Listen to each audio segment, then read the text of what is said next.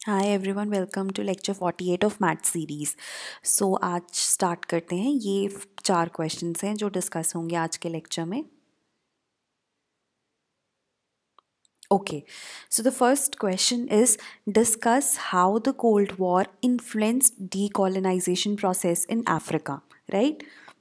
So if you look at UPSC mains examinations last 2 years के, specially last year और presently जो इस साल 2017 का मेंस था, दोनों में डीकोलोनाइजेशन पे क्वेश्चन था, right. So decolonisation is one aspect जिसको बहुत अच्छे से प्रिपेयर करना बनता है, क्योंकि पैटर्न ये कह रहा है हमें। सो ये आंसर थोड़ा सा डिटेल में है, but yes PDF will be provided, तो आप थोड़ा सा इसको समझने की कोशिश कीजिए कि कैसे इसको हम अटेम्प्ट कर सकते हैं। सो स्ट्रक्चर क्या रहेगा आंसर का। पहले आप जनरल इंट्रो दे सकते हैं डीकोलोनाइजेशन के ऊपर कि what is decolonization. Then since we have to tell about the impact of cold war on decolonization of Africa, so सिर्फ अफ्रीका पे फोकस करना है and you don't really have to digress, ठीक है। सिर्फ अफ्रीका पे फोकस करेंगे हम, एशिया या ईस्टर्न यूरोप पे नहीं, उसके बारे में कुछ नहीं बताएंगे, right. And then we have to discuss the impact in terms of success और failure of independent nations, right. So this is how it has to be attempted. उसके बाद फर्स्टली जब हम डिस्कस कर रहे हैं डीकोलोनाइजेशन, अगर इसके बारे में हम कुछ इंट्रोडक्शन दें, so the process of decolonization began in most African territories after the world war two, right. तो उसके बाद प्रोसेस स्टार्ट हुआ था। और अगर हम कल्चरली और पॉलिटिकली देखें, इवन आफ्टर डीकोलोनाइजेशन जो यूरोपियन डोमिनेंस था वो दिखता है इन अफ्रीकन कंट्रीज़ में, B it national borders, B it political infrastructures, education system, national languages, economies and trade networks. तो जो अफ्रीकन नेशंस हैं, चाहे वो डीकोलोनाइज्ड है, but legacy of Europe is very much evident. And ये एक थोड़ा सा फैक्ट है विच यू कैन स्टेट कि 1960s में 17 African territories gained independence from the strong arm of European colonial rule. Okay, so we'll study अब impact क्या था। अब अगर हम बहुत ही बेसिक चीज़ से शुरू करें, सो जो वेस्टर्न पावर्स थी they viewed African independence through the lens of cold war, ठीक है। उनको लगता था कि अगर हम जो अफ्रीकन लीडर्स हैं they can either be pro west और प्रो सोवियत, ठीक है। दे थॉट कि मिडल ग्राउंड एग्जिस्ट हो ही कर ही नहीं सकता for African countries, they can not be neutral, either they are pro west और दे आर प्रो ईस्ट। और जो अफ्रीकन कंट्रीज थी they thought that they could navigate the political landmines of the cold war through political neutrality, ठीक है। सो African leaders को ये लगता था, और इंडिया भी अगर आप देखो तो इंडिया को भी यही लगता था कि it can actually maintain political neutrality, right. So combined with the strong residue of the colonial political structure, African politics remained mindful of the Western powers' vigilance against socialist or communist influences. तो even after they वर डीकोलोनाइज्ड और the colonies जो western countries थी उन्होंने decolonisation कर दी थी, but उसके बाद भी जो वेस्टर्न कंट्रीज़ थी दे रिमेन विजिलेंट के जो अफ्रीकन कंट्रीज़ हैं वो सोशलिस्ट या कम्युनिस्ट इन्फ्लुएंस के अंडर ना आ जाएं। Then impact of the cold war defining the success or failure of decolonization of Africa, right. So although the Western European countries they granted aid to African nations, they not only they granted aid, they also coerced the governments to support their agendas and instigated an aiding coup against democratically elected governments. तो ये basically उनका agenda ये था कि जो उनकी बात नहीं मानता है या उनके एजेंडा को सपोर्ट नहीं करता है, उन्हें लगता था कि वो प्रो सोवियत है, तो इसलिए they even aided coups against democratic elected governments in Africa, right. They also fomented civil unrest to ensure that governments friendly to their Cold War agenda remained in power, and those who were not were removed by political machinations or as assassination. तो western countries they made sure कि जो African countries pro west हैं वो ही पार में रहे, अगर वो pro Soviet है या फिर उन्हें लगता है कि वो प्रो सोवियत है, so they were either removed through assassination और coup, right. So this actually led to certain tragedies or events due to this Cold War. First is coup against Nkrumah Ghana. ठीक है, ये क्या हुआ था? From a Western point of view, Nkrumah forged alliances that increasingly placed him in the camp of the Eastern Bloc, right? So Western governments understood Nkrumah's agenda to be socialist and worried about his influence on other African leaders. ठीक है, सो western governments को लगता था कि खुद तो they are जो घाना है that is under communist influence, but it will actually influence other African leaders also. So उन्होंने क्या किया? They actually caused a coup against the leader. ठीक है, so there are debates about the forces behind the coup that overthrew him in February 1966, but there is strong evidence from the State Department archives that USA was interested in removing him from power and that they worked to manipulate the international cocoa prices to fuel dissatisfaction with his regime. Since Ghana is very much dependent on cocoa, तो USA ने क्या किया था कि जो cocoa के prices हैं उनको बहुत ही कम कर दिया था. So that actually caused a lot of dissatisfaction with the regime of Nkrumah, and he was actually dethroned, or you can say thrown out of the power. Then second है assassination of Lumumba, Congo's first prime minister. So this Lumumba also battled the forces of Cold War, but with more tragic consequences. So on Independence Day, that is June 13, 1960, Lumumba delivered a speech in the presence of King of Belgium denouncing the atrocities of colonial rule and declaring that Congo would establish an autonomous government and an economy for the people, right? But जो Western powers हैं उनको लगा कि he is vulnerable to fall under the Soviets pay, ठीक है, and they quickly collaborated on a plan with the UN and with UN's assistance to undermine him. Okay, so he served as the prime minister for less than 7 months before he was deposed and assassinated as a part of plot drawn by US, Belgium and their allies within the Congo. So he was assassinated, right? तो आप ये जो examples हैं do quote them in your answers, specially if there is a question regarding decolonization and cold war in Africa. Next, before western powers fear that the countries resources would be nationalized और even worse available to Soviet Union, they thought it necessary to have a pro western government installed regardless of its legitimacy within the Congo or its commitment to democracy and development. And thirdly, we have proxy war in Angola. So 1975 में Angola gained independence from Portugal, and then 3 nationalist groups were formed in Angola and they subsequently fought for the control of the government. एक तो हमारे पास जो pro Soviet था, एक pro west था and एक Zaire था, राइट. सो लास्टली हम कंक्लूड करेंगे कि what were the initiatives which were taken to avoid the cold war tassels.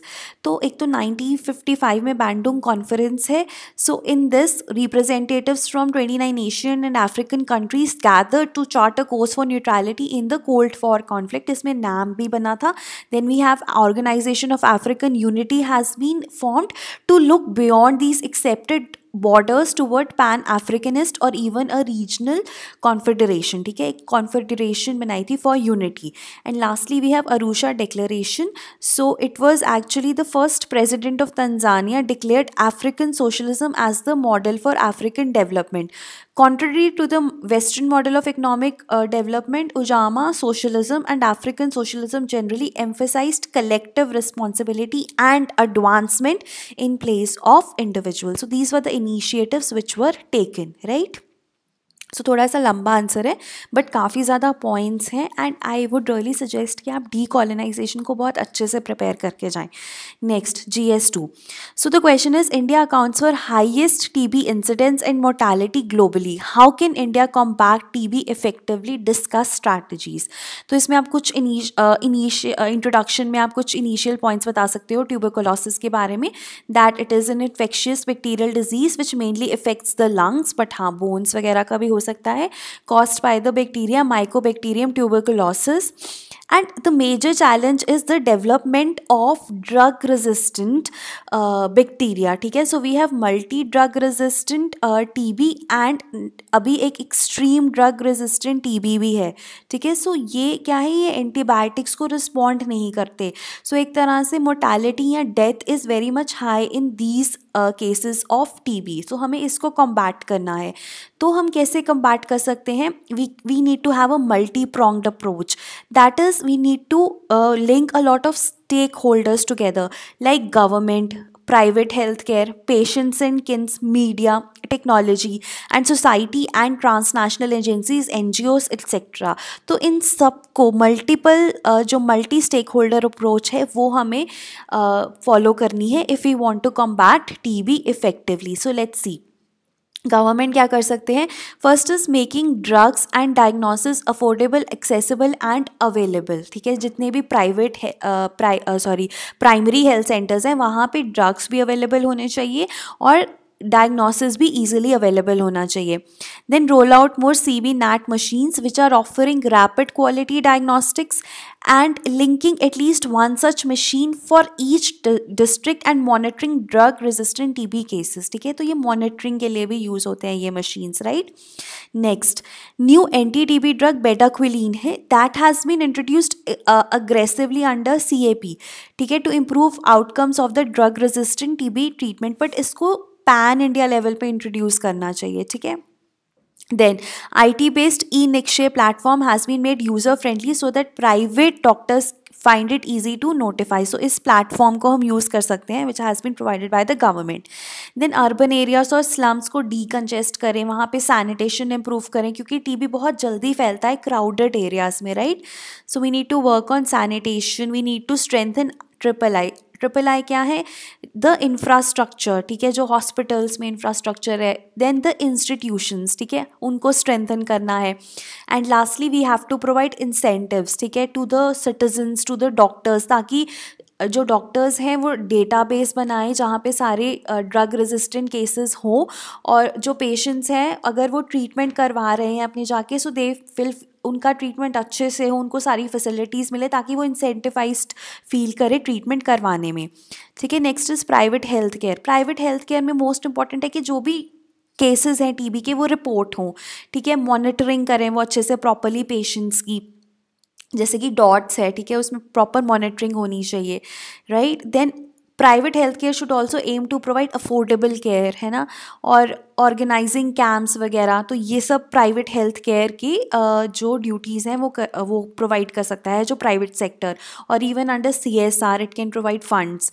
Then patients and kins को स्पेशली सपोर्ट प्रोवाइड करना चाहिए, बी इट फाइनेंशियल, इमोशनल और social. Then patients should be motivated to continue the course. Basically क्या होता है कि जैसे जैसे सिम्टम्स थोड़े ठीक होने शुरू होते हैं तो पेशेंट्स जो मेडिसिन का रजीम है उसको बीच में ही छोड़ देते हैं, उससे फिर ज़्यादा चांसेस हो जाते हैं ड्रग रेजिस्टेंट TB डेवलप होने के। तो पेशेंट्स को इतनी अवेयरनेस होनी चाहिए कि उनको कोर्स, अगर 6 मंथ्स का कोर्स है तो 6 मंथ्स का कोर्स कंप्लीट करना है, चाहे सिम्टम्स रिलीव हो गए तो भी। और दूसरी बात है, सोसाइटी को स्टिग्मेटाइज नहीं करना चाहिए पेशेंट को, रादर देन सपोर्ट देना चाहिए। और जो पेशेंट्स है they should avoid crowded, once you know that you are infected तो आपको क्राउडेड जो जगहें हैं वहाँ पे नहीं जाना चाहिए। ठीक है, they should avoid meeting children, elderly, pregnant women etcetera, right.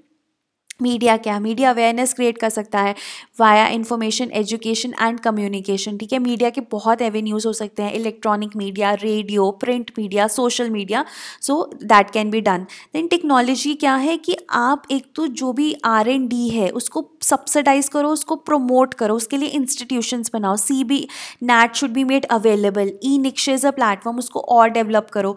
Portable x ray machines, ठीक है, they should be available in all the villages. ठीक है, दे आर अफोर्डेबल, और उनको अवेलेबल करो ताकि डायग्नोसिस टाइमली हो सके। ठीक है, so this is how technology can help. Then generic medicine की मैन्युफैक्चरिंग को प्रमोट करो ताकि drugs they are easily accessible, affordable by the poor also. Then society and transnational agencies and NGOs क्या कर सकते हैं? People should get themselves checked when symptoms show. तो इस ये सोसाइटी में हम एक तरह से पॉइंट डाल सकते हैं। दूसरा वही है कि ऑस्ट्रासाइज मत करो, स्टिग्मेटाइज मत करो। ठीक है, instead show solidarity and support, right. And then NGOs क्या कर सकते हैं? IEC that is information, education and communication awareness create कर सकते हैं। ठीक है, फील्ड वर्क कर सकते हैं, डेटा कलेक्ट कर सकते हैं। All that can be done by the NGOs। इससे क्या होगा? It will help in better planning and policy implementation. Okay, next we have GS3। So the question is critically examine the features of Bharatmala Pariyojana initiative and its likely impact on the economic growth of India. सो हम पहले थोड़ा introduction दे देंगे कि ये है क्या. So it is an umbrella programme for the highway sector that focuses on optimizing efficiency of road traffic movement across the country by bridging critical infrastructural gaps, right. So under Bharatmala, 83,000 kilometers of national highways will be constructed at an estimated investment of 7 lakh crores and the deadline is March 2022. Okay, so what are the features. Features यही है कि you need to have a holistic highway, it is a holistic highway development initiative.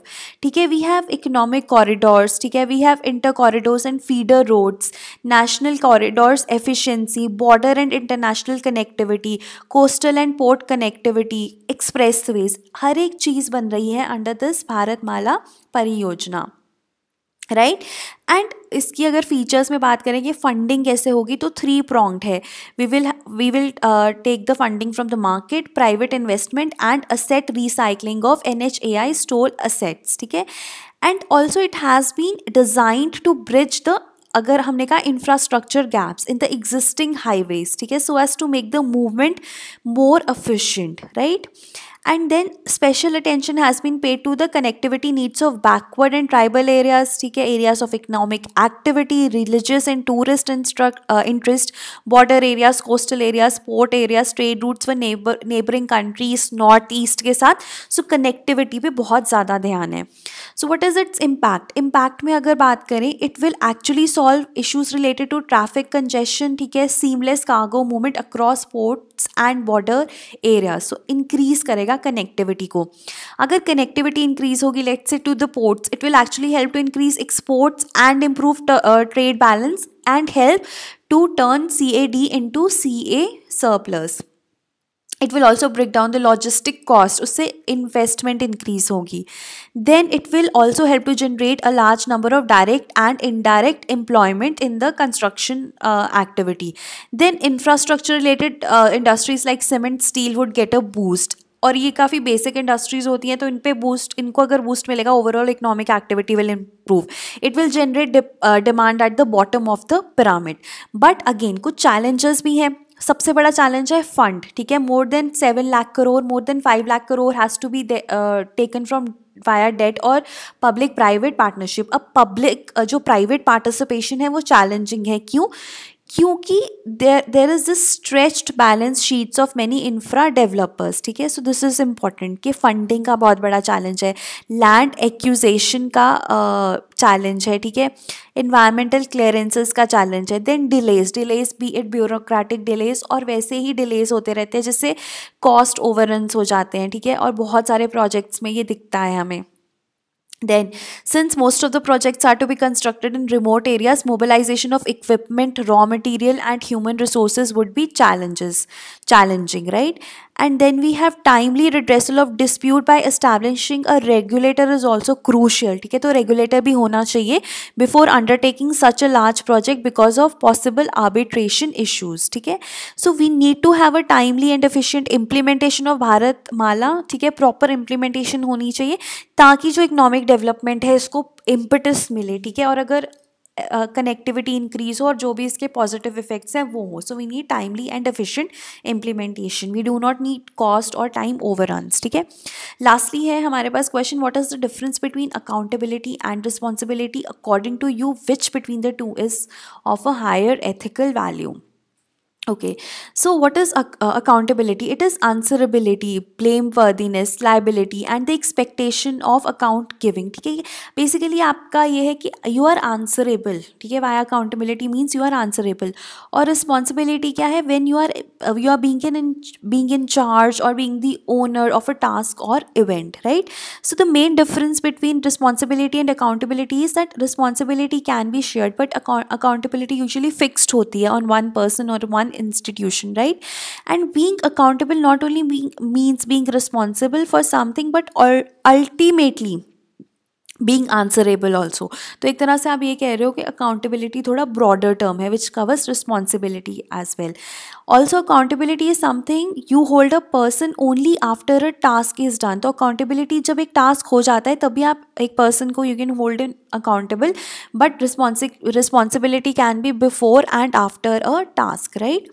सो अगर आपसे पूछा जाए according to you which is more important, so you need to justify your answer accordingly. So if I had to say तो मैं यही बोलूँगी both are equally important and interlinked, as without designating responsibilities you can not hold any one accountable. ठीक है, we have redressal mechanisms, but उसके लिए पहले हमें रिस्पॉन्सिबिलिटी फिक्स करनी है और उसके बाद ही हम उसको अकाउंटेबल कर सकते हैं। So responsibility also helps to know on what basis will a person be judged, कि वो उसके पास क्या रिस्पॉन्सिबिलिटीज़ थी और अगर उसने वो फुलफिल नहीं की तभी हम उसको अकाउंटेबल ठहराएंगे। So they are very closely interlinked.